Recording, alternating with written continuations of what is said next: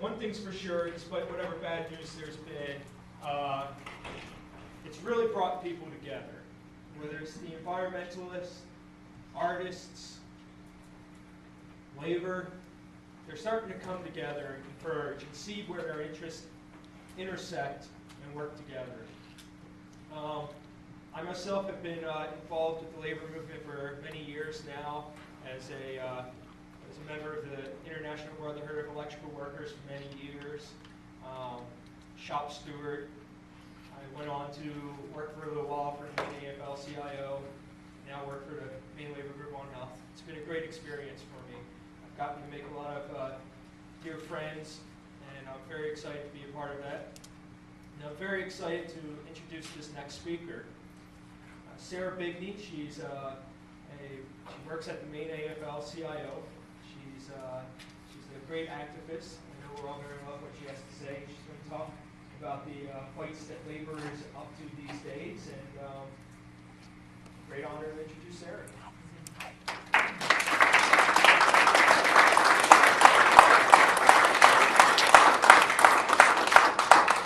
Thanks so much for having me today. I'm Sarah Bigney with the Maine AFL-CIO. We represent about 25,000 union members across the state of Maine, from letter carriers to electricians to paper makers, teachers, in all sectors across the state. It's a real honor to be here today on behalf of them. We know that when the new administration was voted in November that things were going to be very different, and they sure have been for labor and for workers in Maine. There seems to be a target on our backs right now across the country, and it's no different than here in Maine.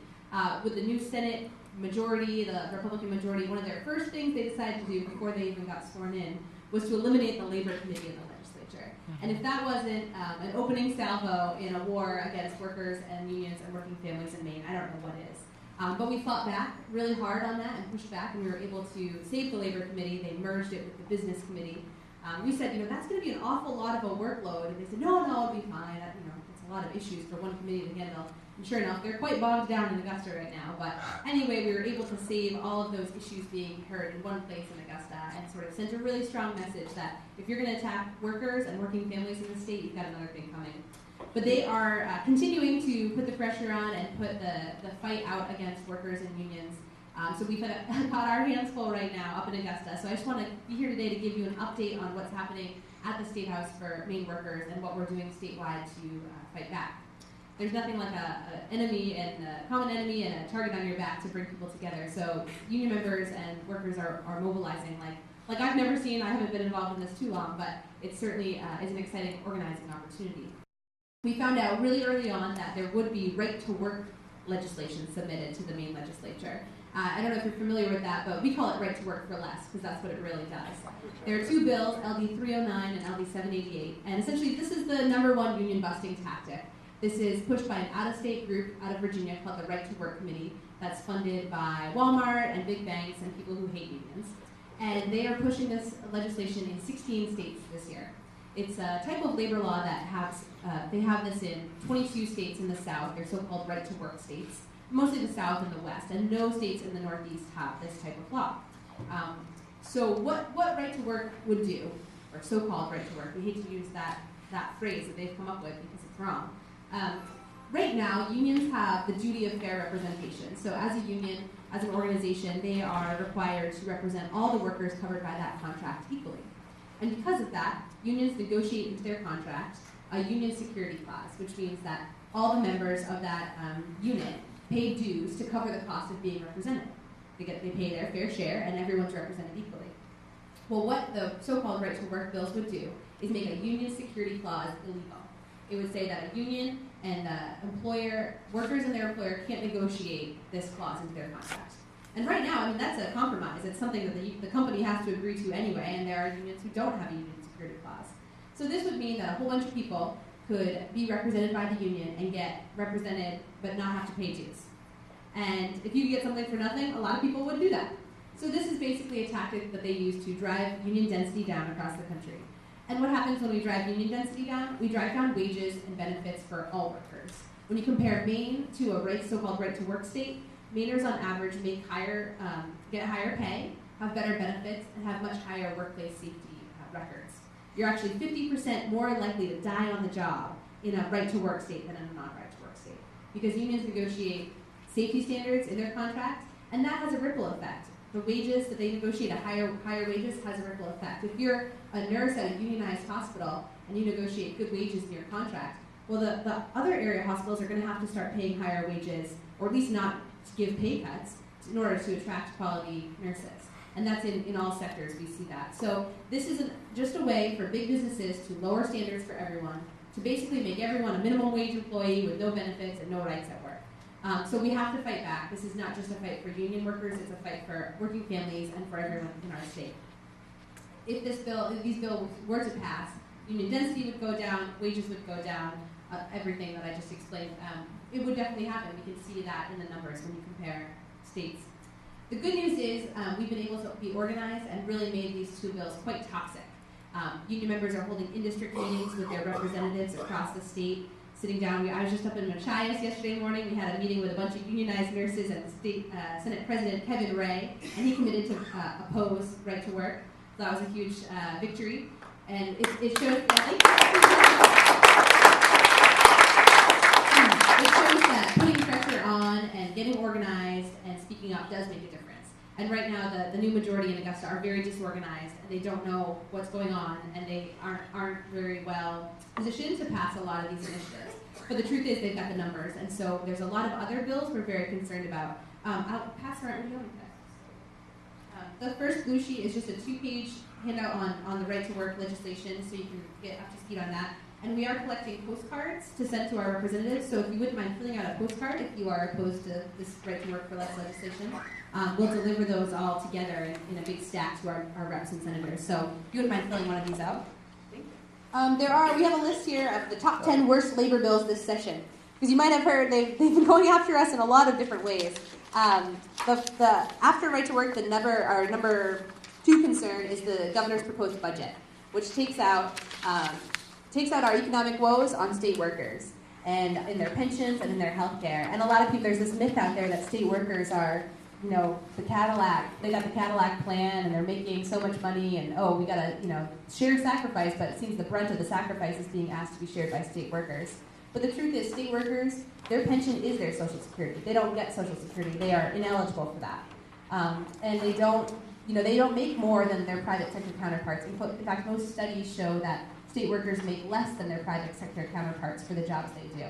So they are truly public servants who are doing this because they care about the environment or victims in our prison system or in our court system or prisoners, and they're taking care of them in our jails. So we don't feel that it's fair to take out our economic woes on state workers, especially when they're giving tax cuts to the wealthiest at the same time. They're saying, we don't have any money, so we have to take it away from you, retired state worker who has very little, but we're going to give it back to the wealthiest people in our state. So that's our number 2 concern this legislative session, is making sure we get a fair budget from the Appropriations Committee and from the legislature. You may have also heard about the child labor law rollbacks. They're really going after this. They've decided that, Representative Burns out of Washington County thinks that we should have a sub-minimum wage for workers under the age of 20 for the first 180 days that they're employed. They can just make $5.25 an hour as a training wage. But that's, they might have this nice rhetoric about, we need more, workers, this is a way to attract them, and no, there are people that are unemployed. This is taking their jobs away from their parents and paying them a sub-minimum wage to do the same work because they are, easily pushed around, and, what are they going to do? They're probably going to pay them that for the first 180 days and then fire them and hire somebody else in that position. So we're very opposed to these rollbacks of child labor laws. The other ones include letting kids work longer hours. They already can, teenagers can already work and do. This would extend the amount of hours they can work during the school week and late at night on school nights. So we're fighting back and hoping to make sure those bills do not pass. They also are proposing to take rights away from the DeCoster workers, the mostly immigrant workers who work at the DeCoster egg factory farm up in Turner. They want to take away their right to collective bargaining, and the bill also proposed to take away their minimum wage and overtime protections. Luckily, we've gotten those amended out of it, so the bill now only just takes away collective bargaining rights for those workers, but we're very opposed to that and hoping to defeat that bill as well.